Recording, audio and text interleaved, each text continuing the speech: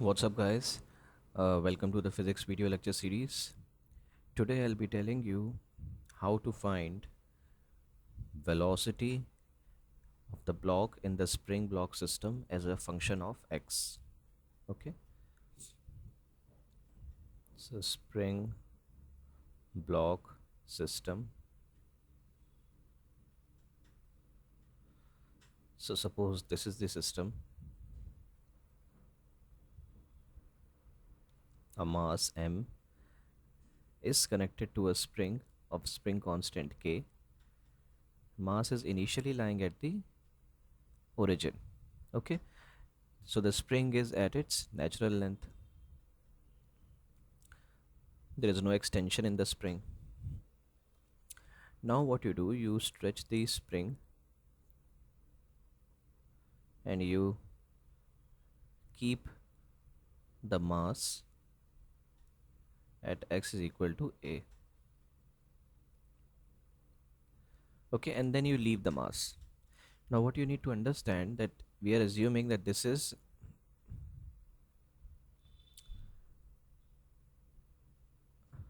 frictionless surface,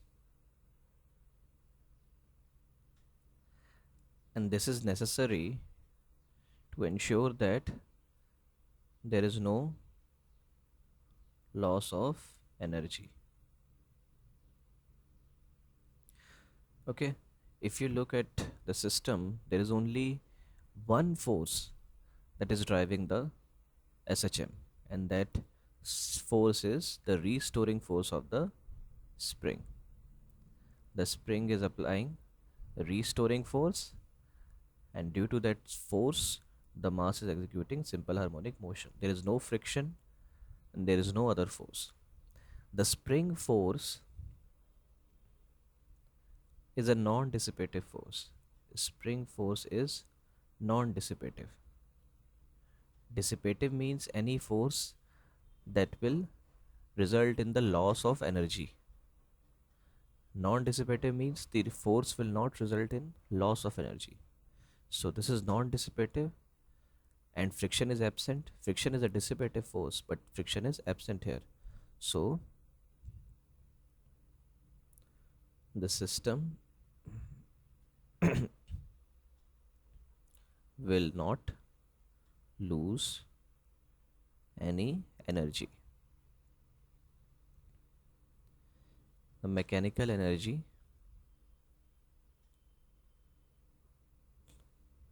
will remain conserved. Okay, so if you see, mechanical energy has two components: potential energy and kinetic energy. Spring does not have any kinetic energy because spring is massless. So spring has potential energy of spring, plus the mass will not have any potential energy because it is at the same level. So the mass will have kinetic energy of mass. So this is the mechanical energy of the system. Okay, now initially when I stretched it and brought it to, this is the mean position, this is the maximum position, x is equal to a. When I was in this position, this was the maximum extension, and in this position the velocity is 0 because I am holding the mass, but the spring is stretched by a. So the potential energy in the spring will be, we know that potential energy is half kx square, where x is the extension from the mean position. So potential energy here will be half k a square. Hence total energy in this position is 0, which is the kinetic energy, plus half k a square. This is the total energy. Now you need to understand that this total energy will remain constant. So when the mass is oscillating, irrespective of its position, whether the mass is here, here, whether the mass is at the initial position, or when the mass is compressing the spring, or the mass has compressed the spring to the maximum possible value.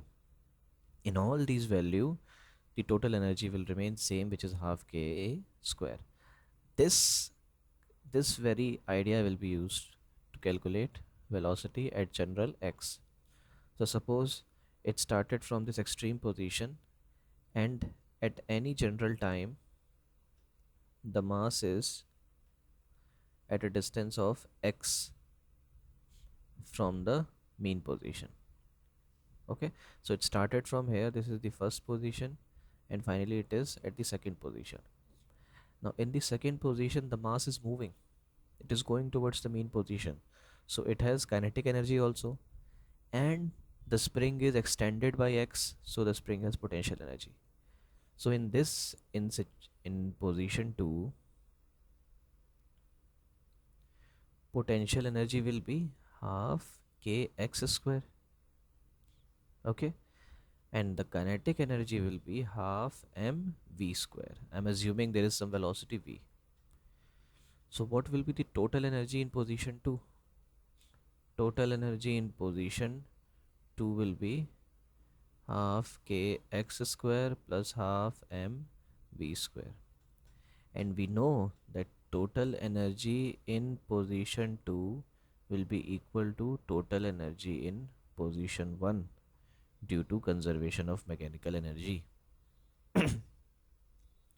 So half kx square plus half mv square is equal to half ka square, and this is again because there is no dissipative force, so the total mechanical energy will remain conserved.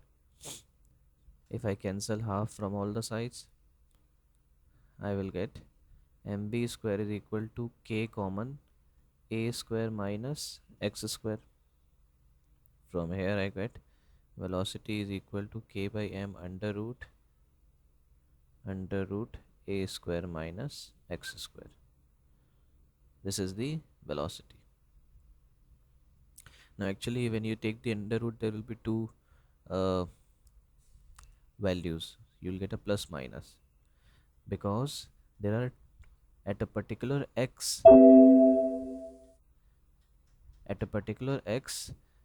two cases are possible. If you see at this particular x, if I say x is equal to some value, so the mass may be going towards the left or the mass may be going towards the right. So there are two possible velocities. The magnitude will be same, but the direction will be different. Okay, one is when it is going towards the mean position, other is when it is going away from the mean position. Okay, so for 1x there are two velocities possible, so we have this plus minus here, and we all know that under root k by m in spring block system is nothing but omega. So I can write that velocity is plus minus omega under root a square minus x square. This is the velocity. So I have got the expression for velocity as a function of x. Velocity as a function of x. Okay, so this is how we can use the concept of conservation of energy to find velocity as a function of x. Clearly you can see that when x is 0, that is a mean position, velocity will be maximum. V max will be plus minus omega a. This is the maximum possible velocity in SHM, and minimum is when x is a, velocity will be 0. So that is at the extreme position. Okay, so this is the concept for velocity. Stay tuned, we'll meet in the next video lecture. Thank you.